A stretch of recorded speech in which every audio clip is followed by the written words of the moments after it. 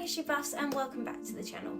We have finally made it. We are about to start our exploration into King Henry VIII's sixth and final wife.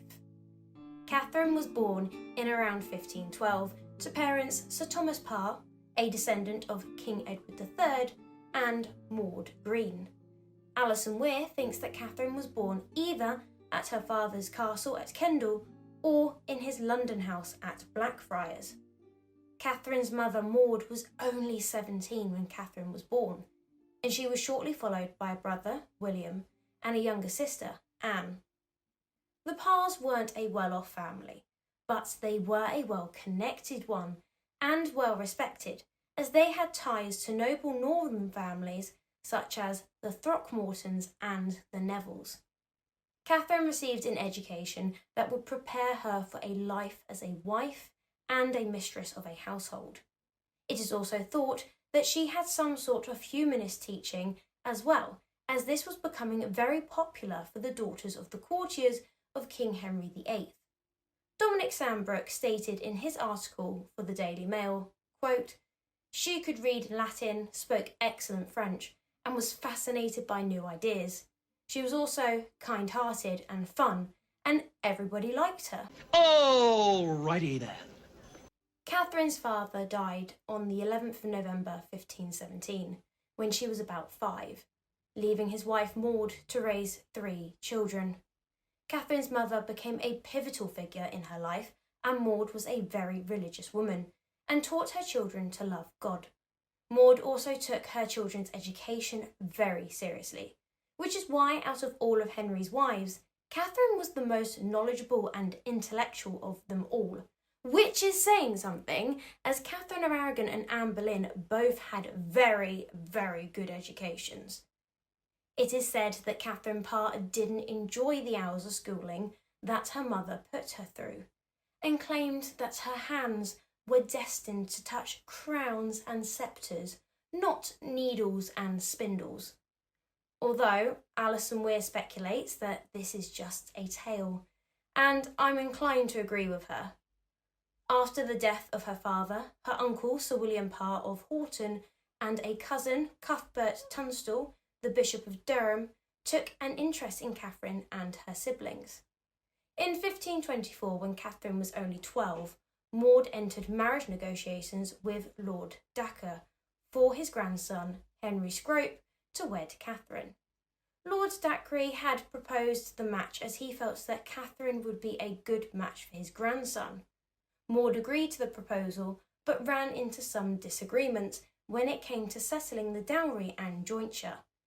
A series of letters survives, revealing that Lord Scrope, Dacre's son-in-law, and Henry's father not only offered a meagre sum, but was also unwilling to return Catherine's dowry if she died before the marriage could be consummated, or if it remained unconsummated for any reason. The cheek, the nerve, the gall, the audacity, and the gumption. Unsurprisingly, the match fell through. Lord Dacre tried to save the match and persuaded Lord Scrope to change his mind, reminding his son-in-law that Lady Parr was of the good wise stock of the Greens, and warned him that his demands were so far asunder that it is impossible ye can ever agree. But Lord Scrope would not budge, and in early 1525, Lady Parr told Lord Dacre, "Thanks, but no thanks," and looked elsewhere for her daughter. Just as well, really, as the potential groom died on the 25th of March that year. Boy, that escalated quickly. In 1529, at the age of 16 or 17, Catherine married Edward Lord Burr, although I have also seen that Catherine was placed at 14 at the time of her marriage, but the majority of sources say 16/17, so let's go with that. Historians debate which Edward de Burgh Catherine did marry, as some believe it was Sir Edward de Burgh, who died in April 1533, which I believe is the more accepted theory, while other sources, mainly older biographies like the one written by my bae Alison Weir, have stated that it was Sir Edward's grandfather, Edward de Burgh, 2nd Baron Borough of Gainsborough. I'm personally torn, as I can see arguments for both, But for now, let's just say it was the Edward that died in April 1533, as that's what's most commonly accepted now. Catherine lived in the house of her parents-in-law until her and her new husband were given a home of their own at Curton in Lindsey. Not much is known about Catherine and Edward's relationship, other than Edward was a few years older, and that the marriage did not produce any children by the time Edward died in April 1533. Catherine was a widow at the age of 21, though she would not be a widow for long. Her mother Maud had died a few years prior, so it is thought that Catherine spent her gap year, if you like, with some family at Caesar Castle in Westmoreland, before remarrying in the summer of 1534. That was fast. John Neville, 3rd Baron Latimer, was about 40 with 2 children. Although we don't know much about Catherine and John's relationship, what we do know is that the couple seemed quite happy together. Lord Latimer was kind to Catherine, and when he died in 1543, he left her 2 manors and a lot of money. John Neville, Lord Latimer, was a member of the great medieval House of Neville that had been so prominent during the reign of the late Plantagenets. Like with Catherine's first husband, Lord Burr, this wasn't Lord Latimer's first marriage. In fact, he had been married twice before. Firstly, to Dorothy de Vere, the daughter of the Earl of Oxford, and together they had 2 children, a daughter and Lord Latimer's heir, John. Lady Dorothy died on the 7th of February 1527. After the death of Dorothy, John was looking for a new wife, and a year later, on the 20th of July 1528, he wed for a second time to Elizabeth Musgrave. The marriage was short and childless, as Elizabeth died soon after. Catherine was Lord Latimer's 3rd wife when they wed in 1533. Unfortunately, no date was recorded for the wedding. Being a lord with land primarily in the north and coming from a Catholic family, Lord Latimer was one of the nobles who sided with the rebels during the Pilgrimage of Grace in 1536. It has been said that Lord Latimer was not favoured by King Henry VIII or Cromwell, and seemed likely to be punished for his role in the revolt. However, the Duke of Norfolk spoke on his behalf, and he was pardoned. Although Alison Weir states in her book The 6 Wives of King Henry VIII, quote, Lord and Lady Latimer were often at court. They were on good terms with Henry VIII, who had fortunately decided to overlook Latimer's part in the Pilgrimage of Grace. Weir also states that she believes that it might have been around this time that Catherine became interested in Protestantism. Afterwards, he and Catherine moved to the south of England.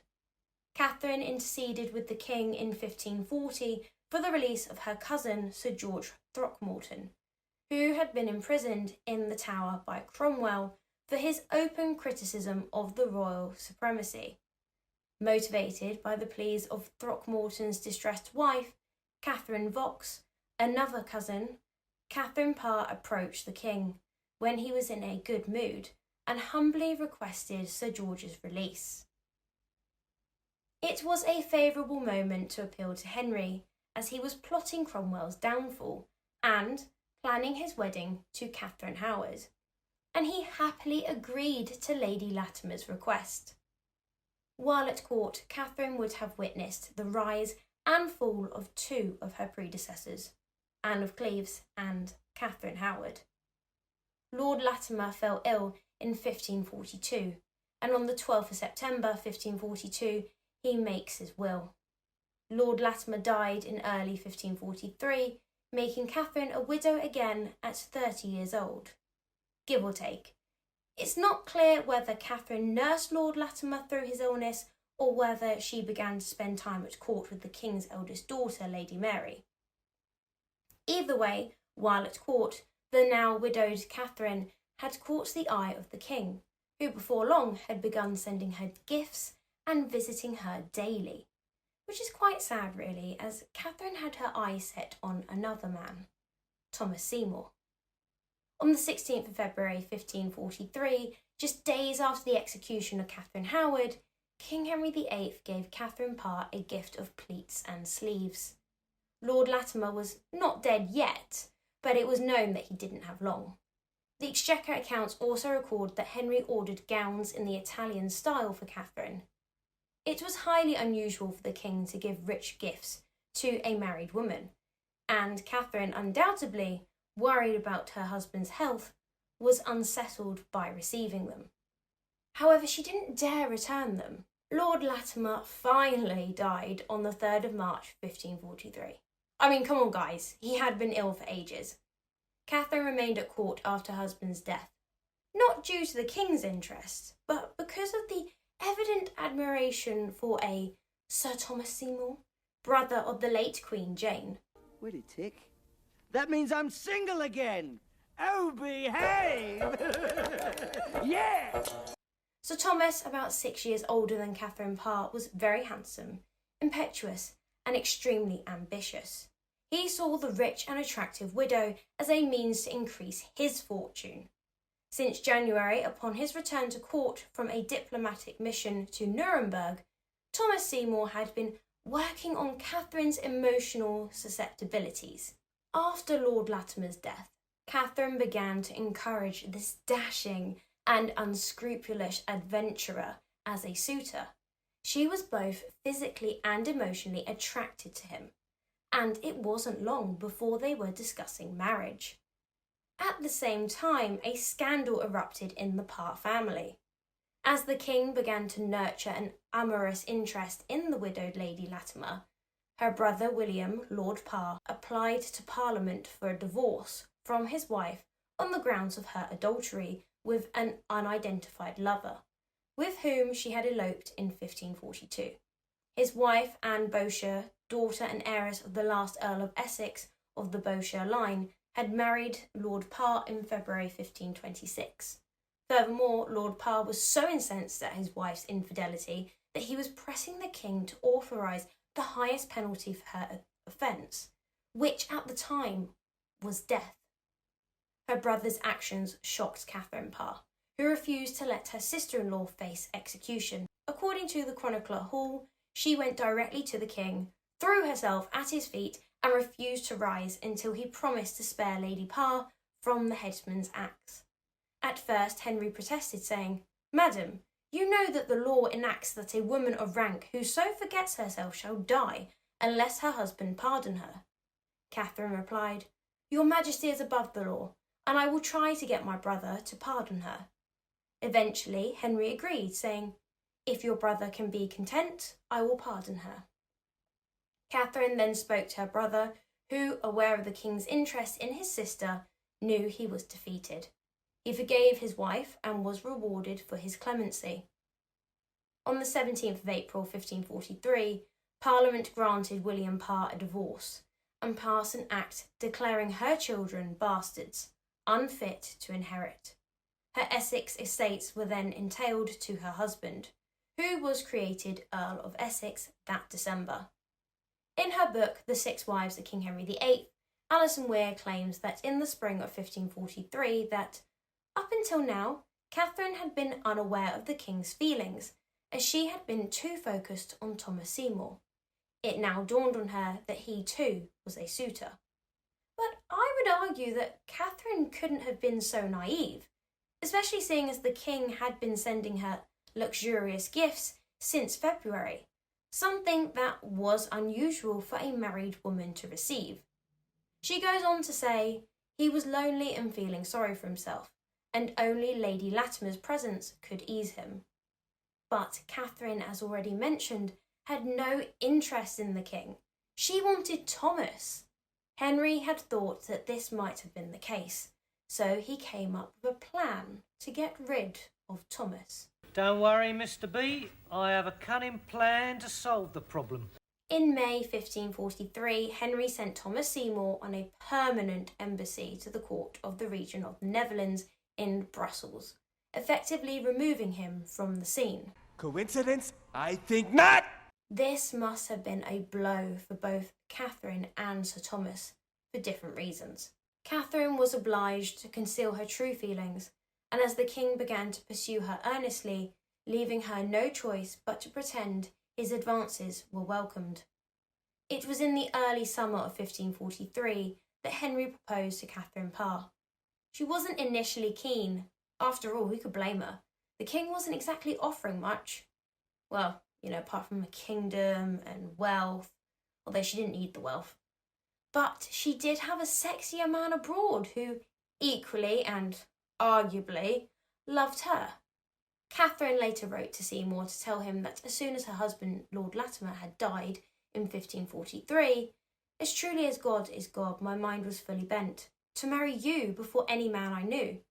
Howbeit, God withstood my will therein most vehemently for a time, and through his grace and goodness made that possible which seemeth to me most unpossible, to renounce utterly mine own will and to follow his most willingly.